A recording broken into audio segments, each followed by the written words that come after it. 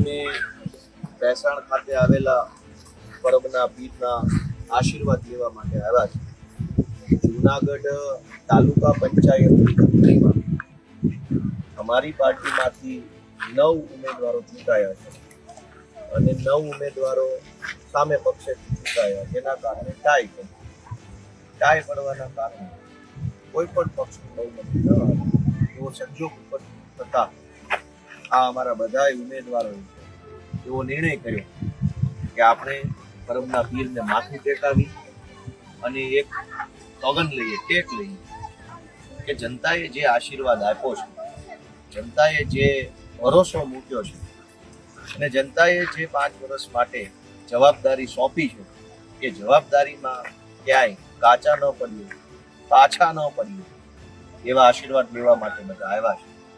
આજે આ બધા ઉમેદવારોએ પરબના પીરને માથું ટેકાવ્યું છે, ટેક લીધી છે, નિર્ણય કર્યો છે, સોગંદ લીધા છે કે પરબે માથું નમાવ્યા પછી એમાં કોઈ બીજી વાત હોઈ ન શકે, કેમ કે ઈશ્વરના ગુનેગાર થવું એ સારી બાબત નથી।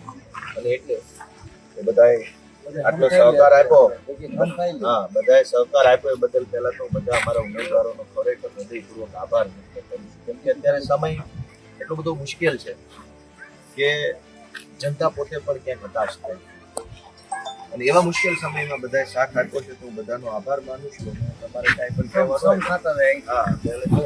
હું વડાલ તાલુકા પંચાયત હું માખિયાળા તાલુકા પંચાયતનો હિતેશ ગજેરા અત્યારે પરબના પીરની જગ્યાની અંદર ઊભો છું। એના હમ ખાઈને કહું છું કે હું જેટલું બનશે એટલું આમ આદમીને સપોર્ટ કરીશ અને કોઈને વહેમમાં આવીને બીજી પાર્ટીમાં કોઈ પણ જવાની કોશિશ નહીં કરું અને હું કાયમી માટે આમ આદમી પાર્ટીમાં રહીશ। પરબના પીરના અને અમારા સુરાપુરા કાના બાપા છે એના હમ ખાઈને કહું છું કે હું કોઈ પણ પાર્ટી આવશે એને હું કોઈ પણ કઈ કાર્ય કરવાનો નથી। આમ આદમી પાર્ટી જોડાયેલ છો ને જોડાયેલ રહેવાનો છે, જનતા સાથે રહેવાનો છો। 5 વર્ષમાં જે પણ કામ થશે એટલા બધા અમે કરશું, પ્રયત્ન કરશું।